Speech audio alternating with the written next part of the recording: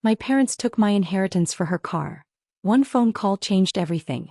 Hey everyone, this is one of those stories that begins with betrayal but ends with awakening, the kind of story that reminds the world why underestimating a black woman is always a dangerous mistake. Before this journey unfolds, the narrator warmly invites every listener to pause for a second, support the story with a like, commit to subscribing, and become part of a growing legacy of truth, power, and restoration. With that energy set, welcome to Black Queen Dominion, where silence breaks, crowns are reclaimed, and every chapter exposes what happens when entitlement collides with destiny.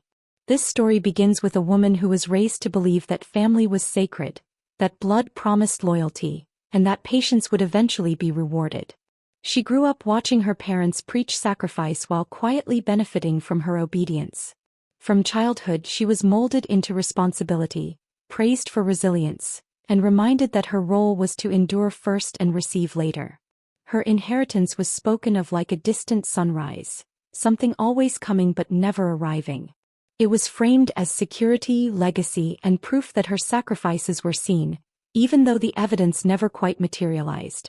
As adulthood arrived, so did the truth that generosity was never equally distributed.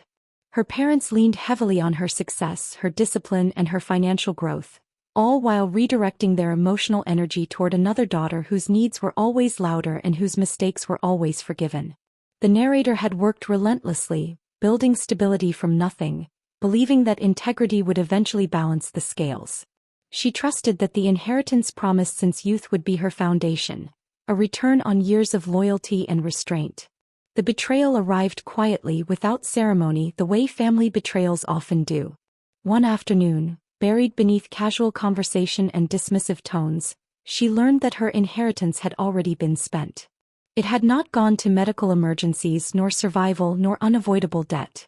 It had been used to buy her sister a luxury car, a symbol of favoritism polished with denial. The money meant to secure her future had been transformed into chrome, leather, and ego, while she was expected to understand, accept, and remain silent. Shock did not arrive as noise but as clarity. Every overlooked birthday, every dismissed achievement, every expectation that she would cope without complaint suddenly aligned into one painful truth. She was not the priority. She was the resource. Her role had always been to provide emotional stability while others were rewarded with tangible gifts. Her pain was minimized because it was convenient, and her strength was exploited because it was reliable. The family response to her discovery was not remorse but justification. Responsibility was reframed as entitlement, and fairness was rewritten to suit convenience. She was reminded of how capable she was, how independent she had become, and how her sister needed more support. The inheritance was dismissed as symbolic rather than contractual, as though years of promises were merely metaphors meant to keep her compliant. That night, something ancient stirred within her. It was not rage nor despair but resolve. She sat alone, replaying every moment where she had been conditioned to wait, to yield, to be understanding.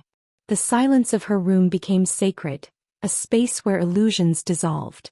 She realized that love without accountability was manipulation, and family without respect was hierarchy. Her inheritance had been taken, but something far more valuable had awakened. She understood that power had always been within reach, delayed only by loyalty misplaced. The car symbolized more than theft. It represented the final receipt of a lifetime of imbalance. And yet, within that betrayal lived an opportunity that no one else saw coming. She reached for her phone not in desperation but with precision. There was one number she had avoided calling for years, a number associated with legal clarity and uncomfortable truths. It was a connection she had dismissed because she believed family matters should remain internal. That belief dissolved as quickly as trust had. The call she was about to make was not an act of revenge but of restoration. As the phone rested in her hand, she understood that this moment would divide her life into before and after. The version of herself that accepted crumbs was fading. In her place stood a woman ready to reclaim narrative, assets, and identity.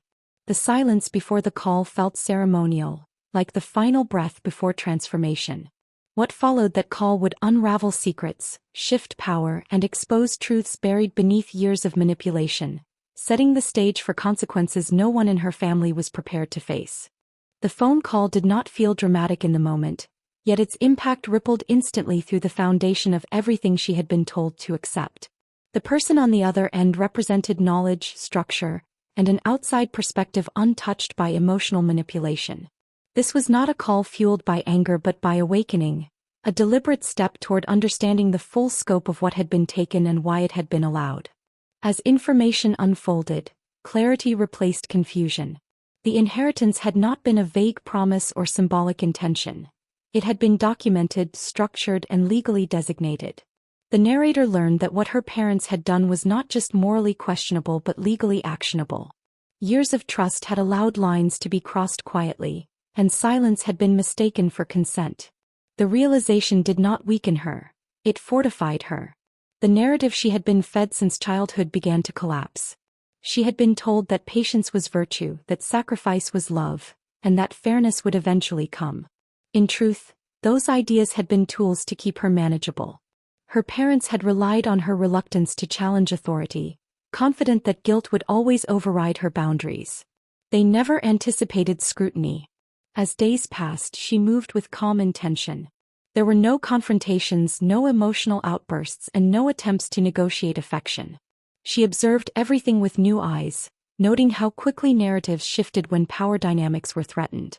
The car became a symbol whispered about, avoided in conversation, and defended with increasing desperation. The sister at the center of the betrayal continued life as usual, unaware that the ground beneath her privilege was cracking. She enjoyed the admiration that came with the vehicle, posting images that radiated entitlement and validation. Each display reinforced the truth that accountability had never been part of her reality. The narrator watched without envy, understanding that appearances often peak before collapse. Behind the scenes, documentation was gathered, timelines reconstructed, and promises traced back through years of messages and financial records. Every piece of evidence strengthened the foundation of what was to come. This was not about punishment but correction, not revenge but reclamation. The calmness with which she moved unsettled those who sensed change but could not yet name it. Her parents began to notice the shift. Compliance had been replaced by distance and availability by boundaries. They attempted subtle emotional pulls, reminders of family unity, and nostalgic references meant to soften her resolve. None of it worked. The spell of obligation had been broken, replaced by discernment sharpened through betrayal. The narrator reflected deeply on generational patterns, recognizing how favoritism had been disguised as need and how responsibility had been weaponized against the dependable. She understood that challenging this behavior was not betrayal but interruption. Someone had to be the first to say enough, even if it meant becoming the villain in a story built on imbalance. As legal clarity grew, so did confidence. The inheritance was no longer an abstract loss but a measurable theft. The power dynamic shifted subtly then sharply. Those who once dismissed her concerns now hesitated, realizing that silence was no longer guaranteed. The idea that she would simply endure had been their greatest miscalculation. The phone call had changed everything, not by creating conflict but by illuminating reality. What lay ahead would force accountability into spaces that had thrived on avoidance, and the dominion she was stepping into would not ask permission to exist. The silence surrounding the inheritance had grown heavy, no longer passive but tense, charged with unspoken fear. The narrator had crossed an invisible threshold and everyone around her felt it. She was no longer reacting to betrayal, she was orchestrating resolution.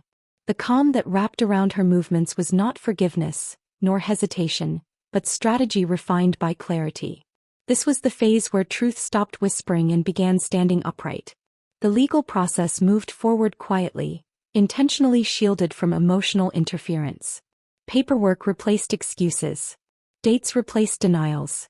Facts replaced feelings. Each document confirmed what she had already sensed deep within her spirit. The inheritance was never meant to be discretionary. It had been designated, planned, and promised repeatedly, not as leverage but as legacy. The misuse of it was not accidental, it was convenient. As this understanding settled, the narrator's perspective on her parents shifted completely. She no longer viewed them as authority figures whose decisions were beyond question, but as flawed individuals who had abused trust to maintain control. Their insistence on unity had always been conditional, dependent on her compliance. Now that compliance was gone, so was their comfort. Subtle panic began to surface in their behavior.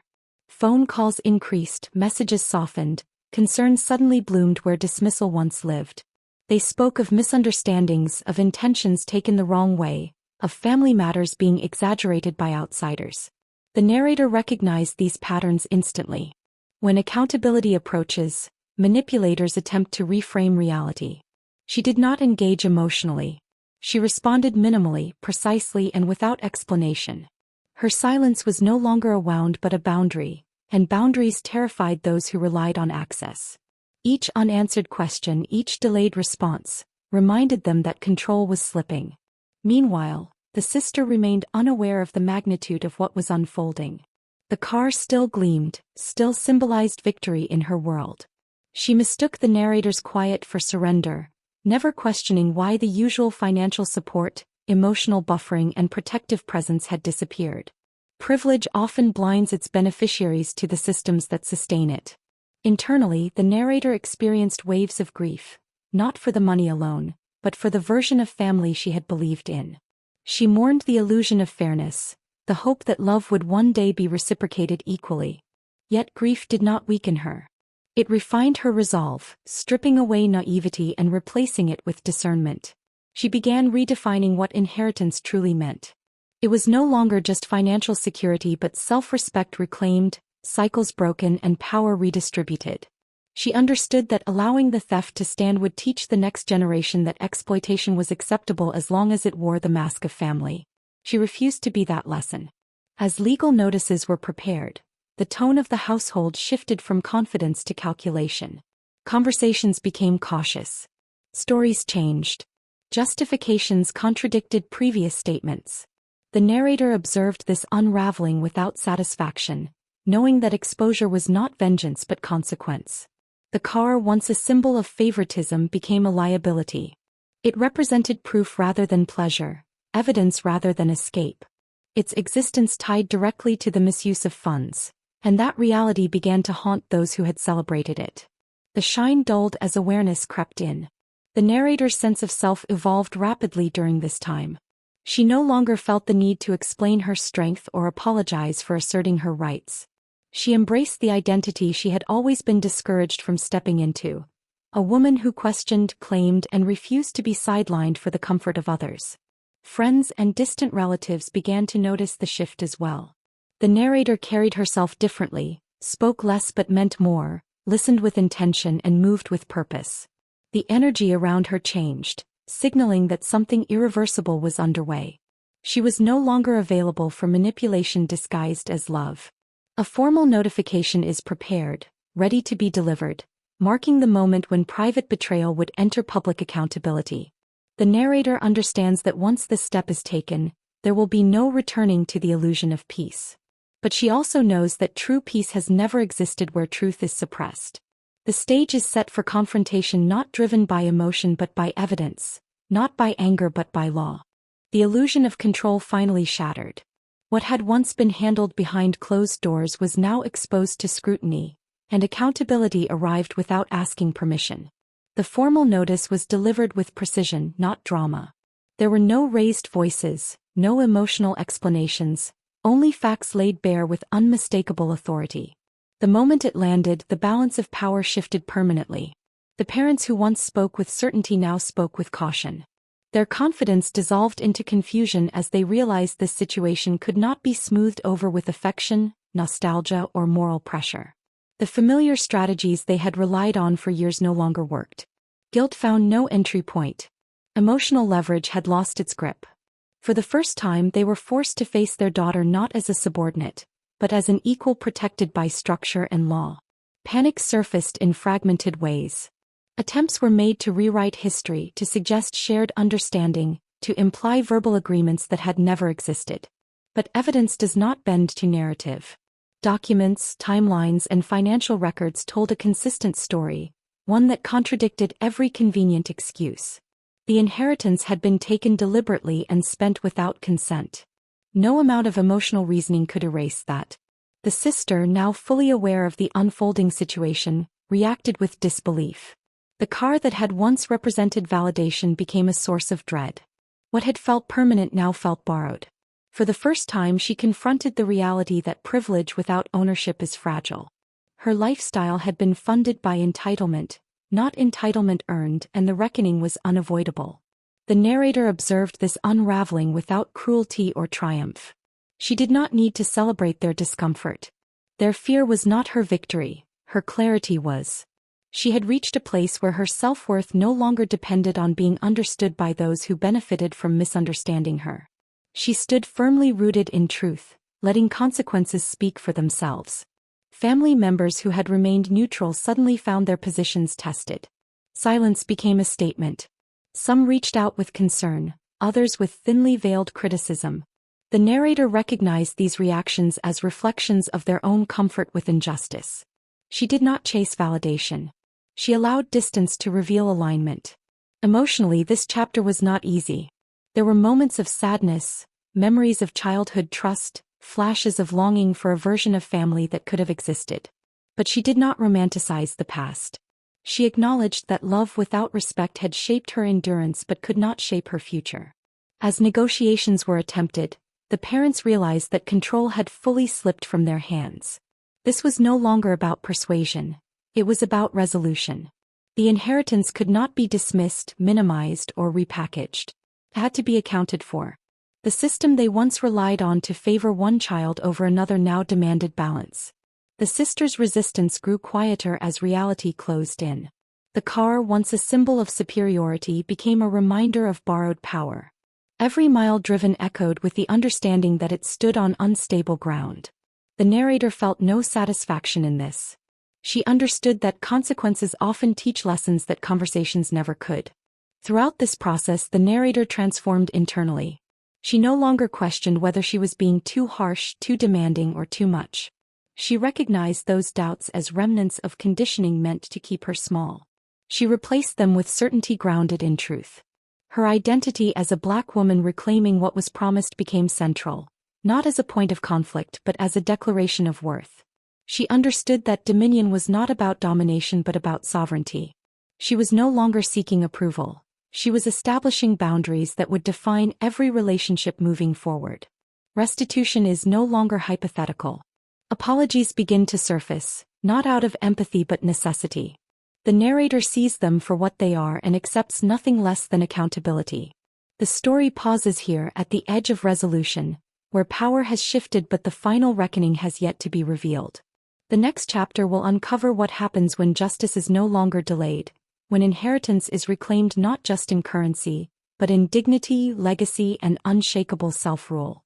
But with stillness, the kind that follows a storm once everything that could be broken has already fallen.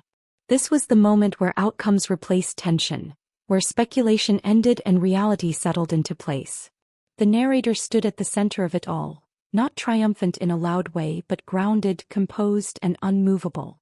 This was not the end she had imagined years ago when promises were first made, but it was the end she had earned.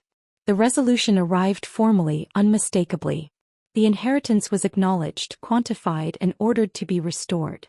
What had once been dismissed as a misunderstanding was now recognized as a violation. The system that her parents assumed would never challenge them did exactly that. Accountability did not arrive with emotion. It arrived with authority. The imbalance that had defined her role in the family was corrected on record, leaving no room for reinterpretation. Her parents were forced into a reckoning far deeper than finances. The consequences exposed not just misuse of funds, but years of favoritism disguised as necessity.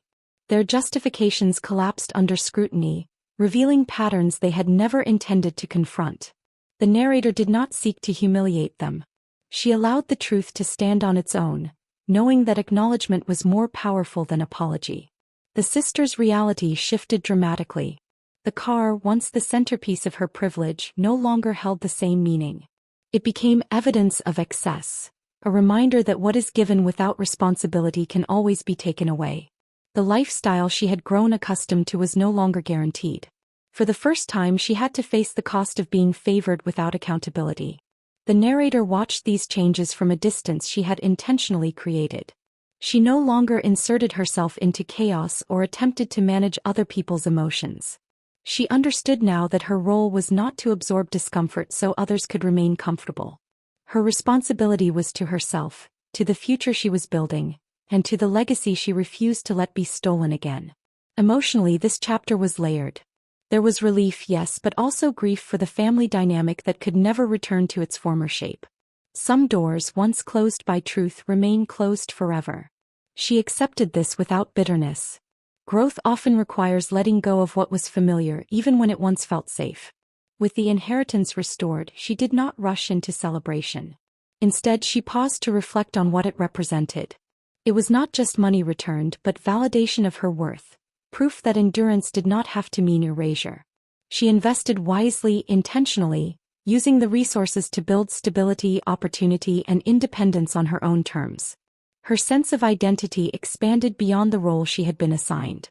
She was no longer the dependable one who received last, the quiet one who understood everything, the strong one who never asked for help. She became the author of her own narrative, defining relationships by mutual respect rather than obligation. Family interactions when they occurred were different now. Boundaries were clear. Expectations were mutual. Access was no longer automatic. Some relationships weakened under this new structure, unable to survive without imbalance. Others adapted, reshaped by accountability. The narrator accepted both outcomes as necessary. The broader impact of her decision rippled outward. Younger relatives observed the shift, learning that silence is not strength and loyalty does not require self-sacrifice. Her story became an unspoken lesson within the family, a reminder that fairness matters and that even long-standing hierarchies can be challenged.